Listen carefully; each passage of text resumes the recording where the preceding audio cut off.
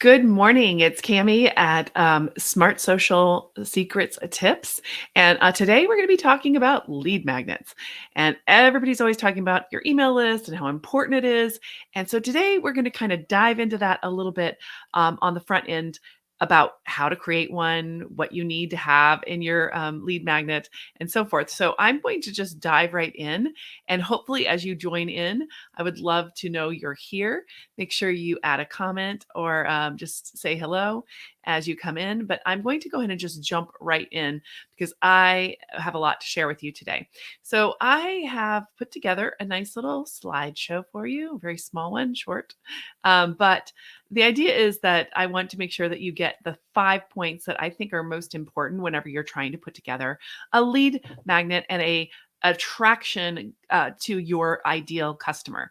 So that is really what we are going to be going over today is really how to do that, what that looks like. And then I've also come up with a number of ideas for you to create for your lead magnet because I think it's always, you know you should have one and you think, what should I be doing? And then sometimes I think we don't do all that we need to do to get there because it just seems a little bit overwhelming. So I'm going to make that a little bit easier for you today, hopefully.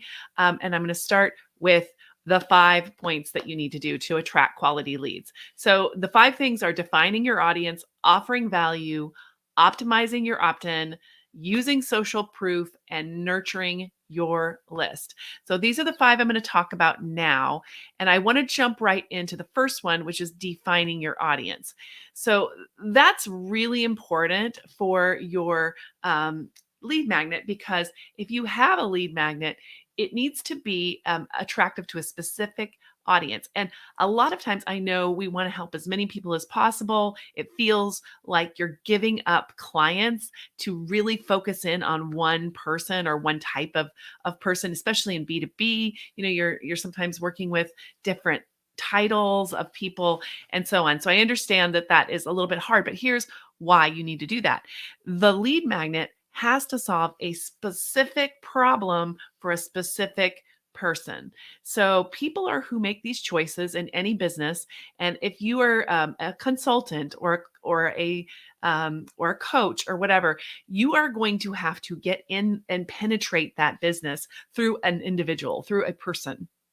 And so you need to think about what the problems of that person are and what they need to solve day to day. So, for example, I was kind of scrolling through I think it was YouTube. I think it was on YouTube. Anyway, I was scrolling through YouTube the other night and I was just looking through and I had just been thinking about how overwhelmed I felt. There's a lot going on in my family. There's a lot going on in my work life. And I thought, oh, I feel so overwhelmed.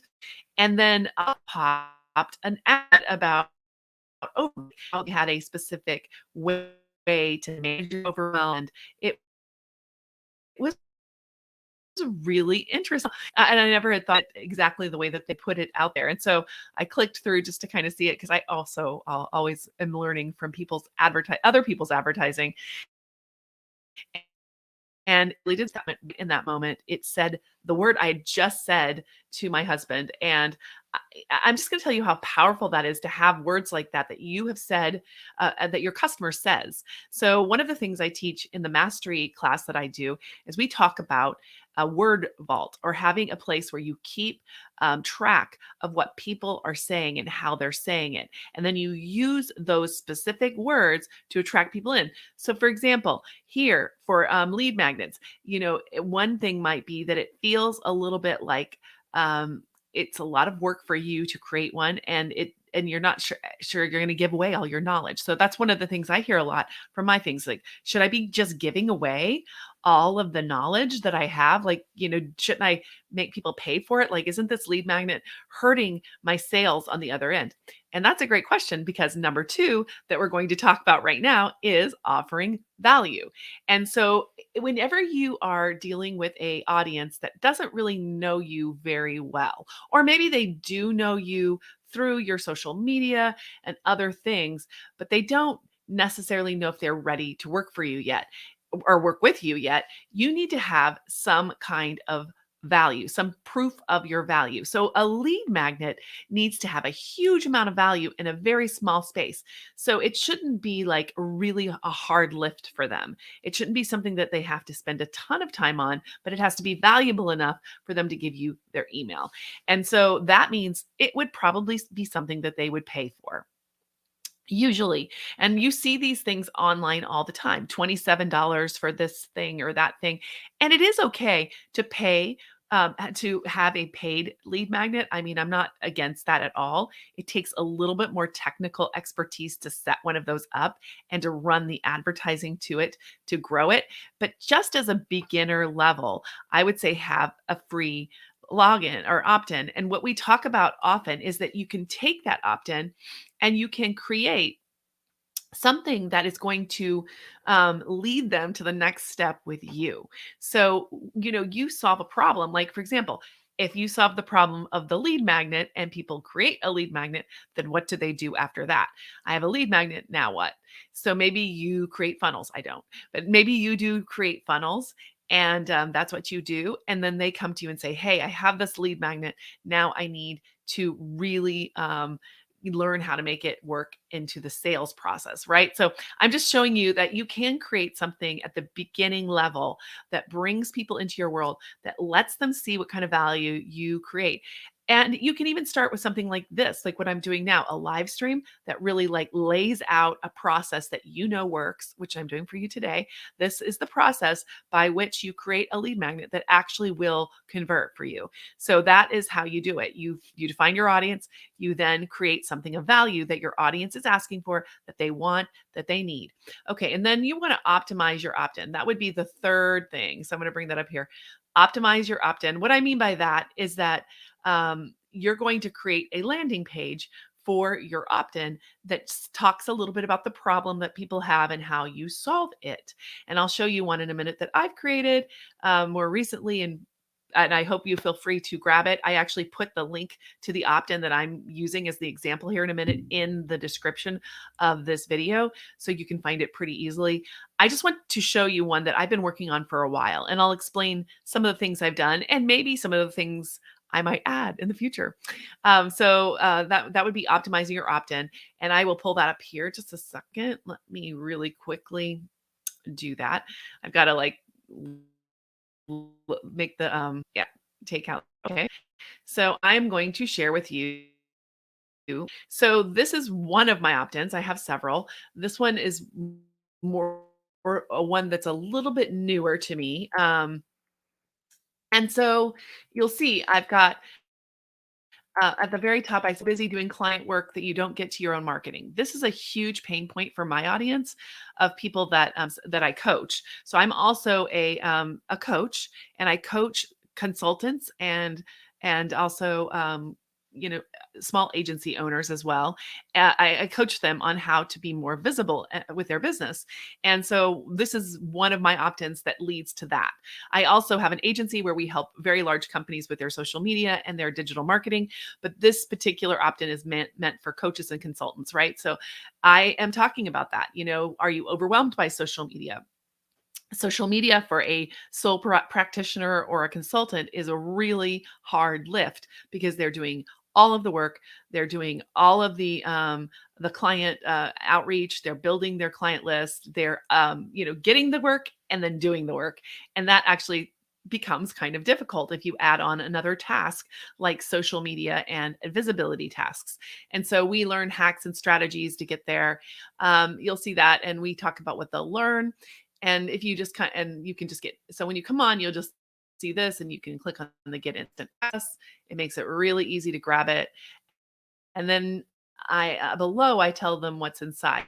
So you know what you're going to get. You're going to get these 6 codes on these 6 topics.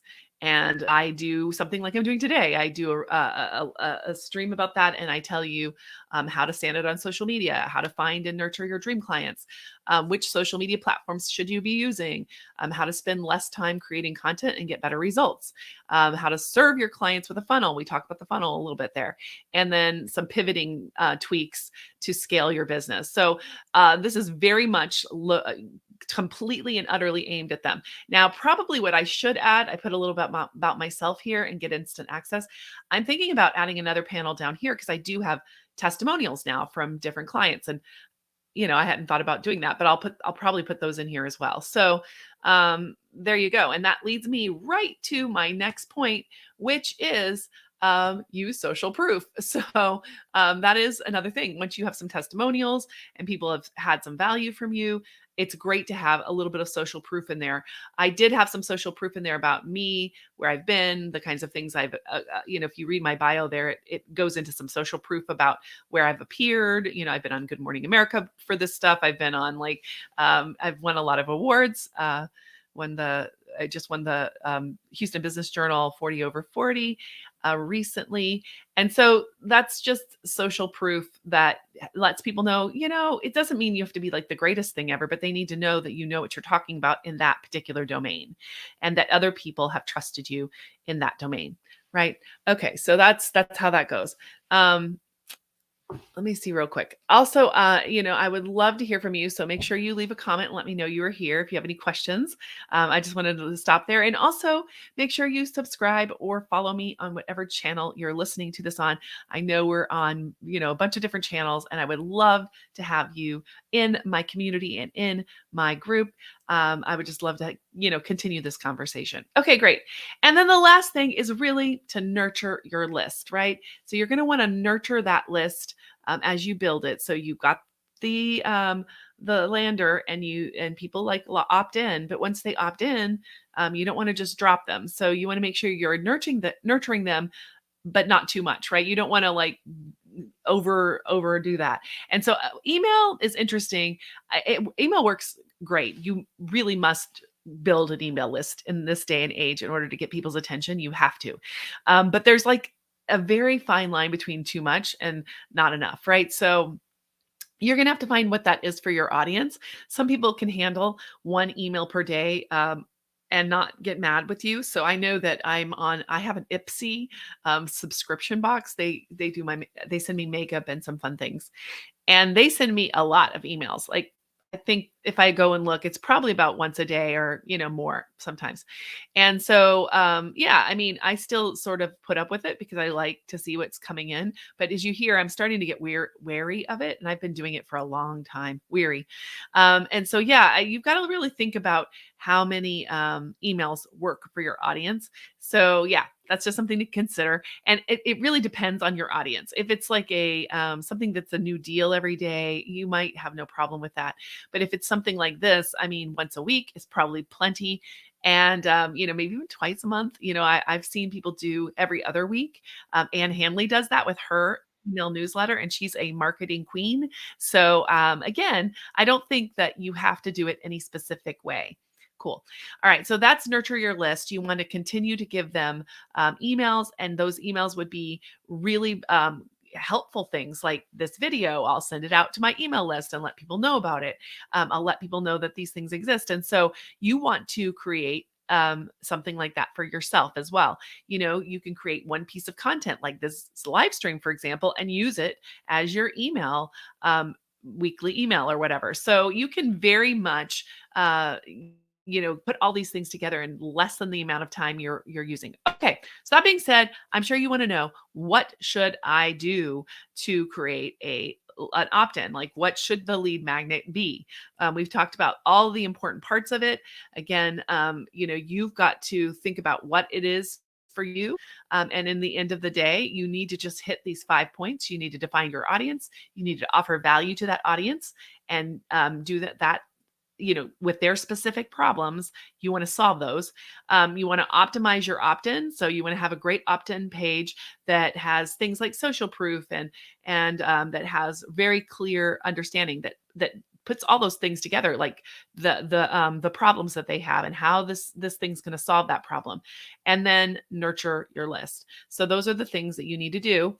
And I've put together about 10 different ideas. And this is a lot of text. Sorry, I did them quickly, so I didn't make them smaller. I usually bold them and stuff for you, but I will bring it up and read them to you so that you can understand what I'm trying to say to you here. So one idea is to host a free webinar. that gives an actionable advice or education. So webinars are great. They work amazingly for that. So I love webinars. And that's making it really small. Sorry, I'm not going to do that. So webinars are really good. Create a quiz or assessment that helps your audience identify their pain points or challenges. I love the idea of a quiz. It really is great for you too, because it gives you an idea of who these people are and puts them into segmented buckets so that you can reach out to them. The issue with the quiz is that you do have to have a great um, amount of tech on it. So you have to have a software that will help you create that quiz. And so it's a lot of work. I mean, you can do it. Honestly, I feel like you could do it pretty well with a Google Doc, with a Google form. I love the idea of a Google form, but it has to spit back out the results to them. So there are a lot of tools out there, like a Typeform and some others that work really well. I use Typeform. It's a paid tool, but it also connects with a lot of other tools, so it integrates like nice and close. I also build a lot of landing pages with Canva, which is it's amazing that they let you do that now, and that actually integrates natively with Typeform, so that helps me to create quick pages like that. Then offer a free trial or demo of your product or service. So one of the things that I think works great, especially for consultants and coaches, is to offer a phone call for a strategy session, like a 15-20 minute strategy session, and then have a little space on your calendar that every week, if somebody wants to do one of those kinds of calls with you, they can. And then, of course, then they would know what you offered as far as services, and they may choose then to use your services after that. So I love the idea of a free trial or demo. A little bit of that. Create a lead magnet.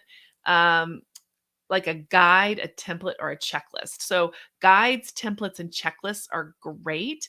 I often use forms. Like I will put together a worksheets actually as well. So I will create a worksheet and do a video with the worksheet, and then have you fill out the worksheet, and you've actually gotten something accomplished in your business. So the worksheets I think work great, and you could do them as a template. That's a worksheet, basically, a guide, or a checklist as well. Like, here's the 6 or 7 things you need.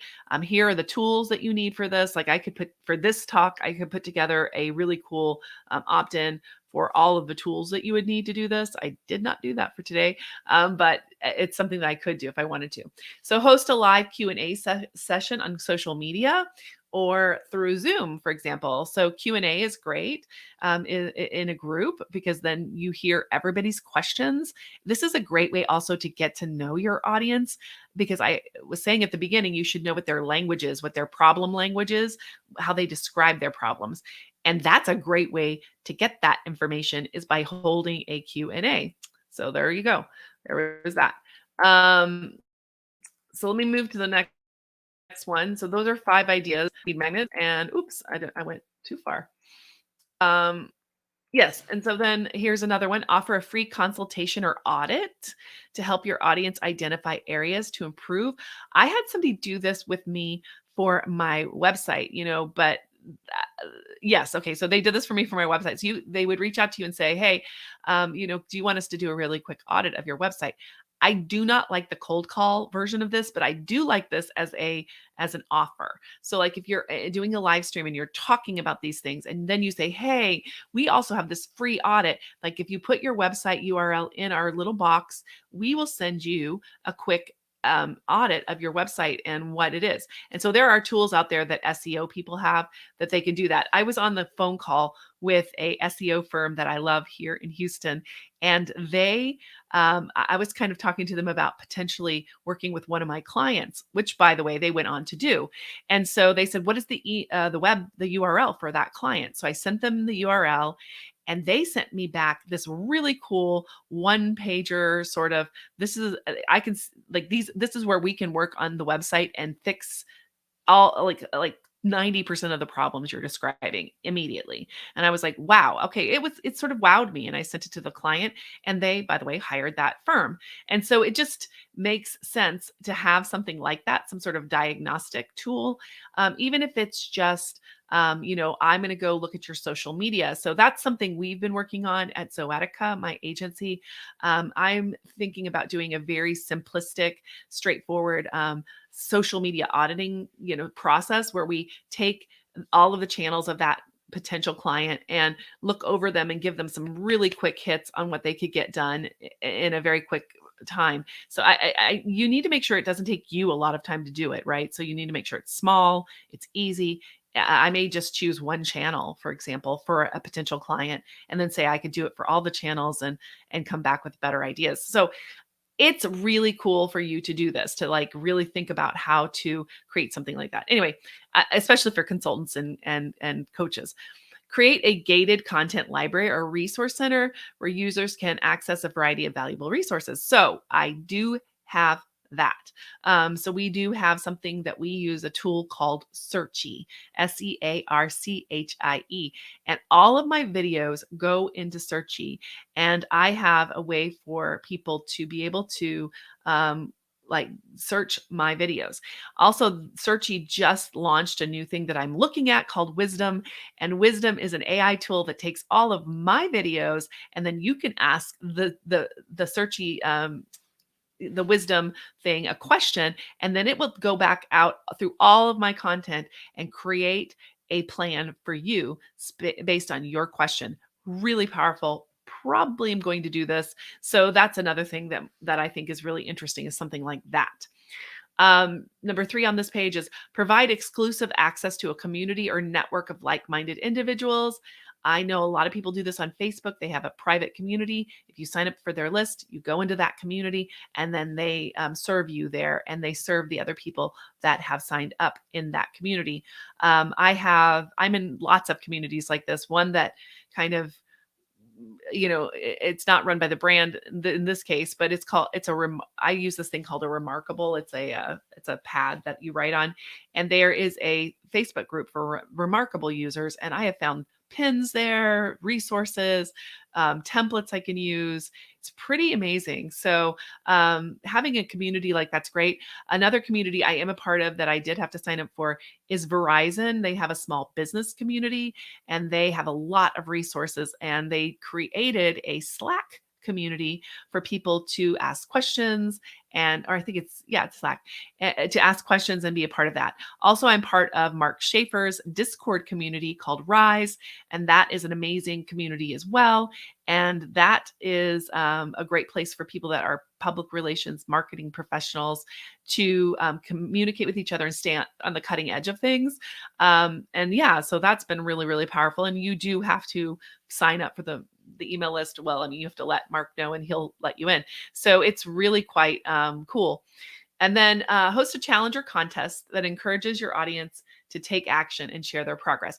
I have seen a lot of these on Instagram specifically, like a 90 days reels challenge or 30 days reels, where you go on every day and you do a reel and use a specific hashtag, and the community supports each other in this idea. And the 30 days of reels, often the person running it will send a prompt to you, like, today you should do this, and then tomorrow you should do this.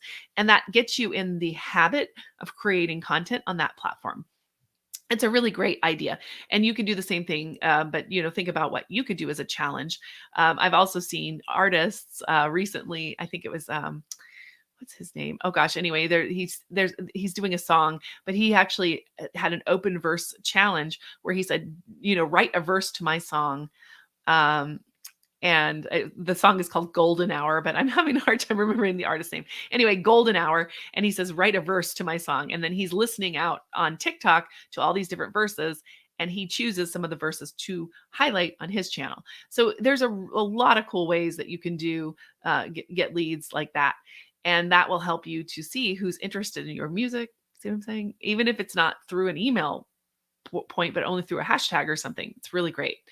And then create a personalized onboarding sequence that provides tailored resources and supports support to new subscribers. So that's another way you can do it as well. People can sign up for your lead magnet, and then you send a series of emails that go with that lead magnet that help them to do that. And I think the one I'm sending you to here does have that. It has a few emails on the backside reminding you to go back and watch all the videos. And yeah, so that is pretty much it. Those are my ideas. Hopefully, some of those will help you. Maybe they've given you some ideas. Definitely let me know if you have any ideas. Put them in the comments section, and I would love to interact with you around this. So, thank you so much for listening in, and I hope that you are creating business leads that are use points, and that's such. I hope to see you next week, same time, same place. Bye.